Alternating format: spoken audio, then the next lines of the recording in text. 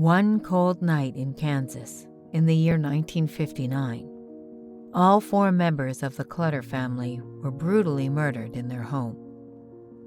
Each member was found in different rooms, tied up, with fatal gunshot wounds to the head.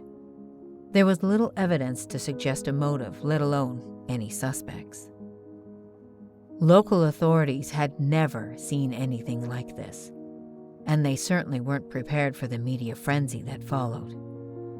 Very quickly, the mysterious murders became national news and captured the attention of American novelist and screenwriter Truman Capote.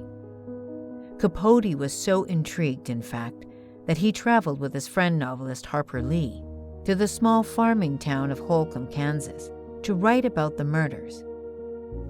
Here he talked to people in the town and followed the investigation closely. His groundbreaking nonfiction novel, In Cold Blood, details the crime from beginning to end in great detail. It was an instant success and became the second best-selling true crime novel in history. Here is the story of the murder in just 3 lessons. Lesson 1. Tragedy and horror struck a small Kansas community when Dick Hickok and Perry Smith murdered the Clutter family. Normally, the Clutter family was at church every Sunday, but on this particular Sunday in 1959, they didn't show up, causing a concerned neighbor to call them. When they didn't answer, she and a few other neighbors decided they would stop by to check on them. Things appeared normal from the outside, but when they looked through the window and saw food untouched on the table and the contents of a purse strewn on the floor, they knew something wasn't right. Susan Kidwell let herself in to investigate and soon found the gruesome scene of 16-year-old Nancy Clutter tied up and murdered in her bedroom. They called first responders, and soon they found the other members of the family, each bound with their mouths taped shut. All 4 had been shot in the head, and Mr. Clutter had his throat slit as well. The scene was horrendous, and no one could understand why. To make things worse, the police had no leads whatsoever. Lesson 2. The memory of an inmate combined with a mistake by Hickok and Perry was just what the police needed to close the case. As time passed, the police didn't make much progress.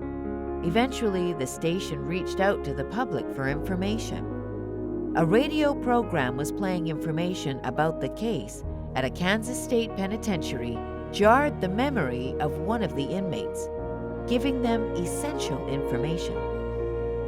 Floyd Wells recognized the Clutter name immediately and realized he knew exactly who had done this. He once shared a cell with a man named Dick Hickok. He recalled telling a very interested Dick all about Mr. Clutter, a wealthy man whom he had once worked for. Dick had a particular interest in a safe in the Clutter home and wanted all the details. Floyd came forward with what he knew, and soon the story unraveled.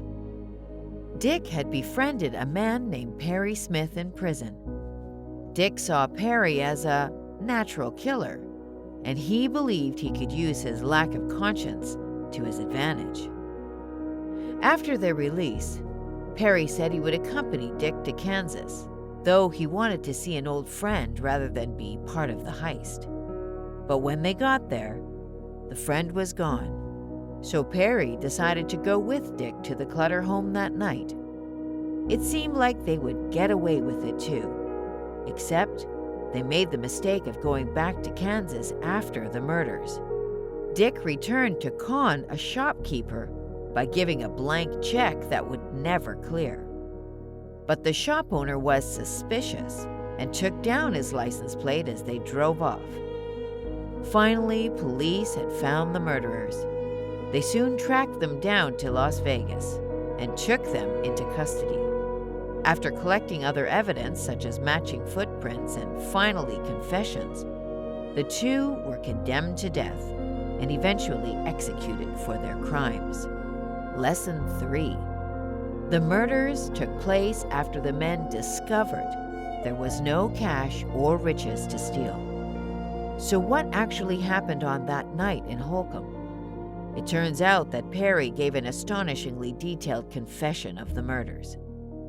They arrived a little after midnight and snuck through an unlocked door on the side of the house. Floyd told Dick where a safe with the family's money would be. Yet when the two men searched the house silently, there was no safe. Their plan changed, and they shook Mr. Clutter awake and demanded he tell them where the safe was. Mr. Clutter informed them that not only did he not have a safe, he didn't even have much money inside the house. This made Dick come unhinged. Perry and Dick gathered up the rest of the family at gunpoint and tied them all up in a different room in the house. After this, they pondered what they should do from here. The plan was to not leave any witnesses, but Dick was hesitant. This made Perry annoyed, and he decided he would call Dick's bluff and admit his cowardice. Perry asked Dick for the knife and slit Mr. Clutter's throat. Mr. Clutter started struggling furiously and almost freed himself, but Perry shot him in the head.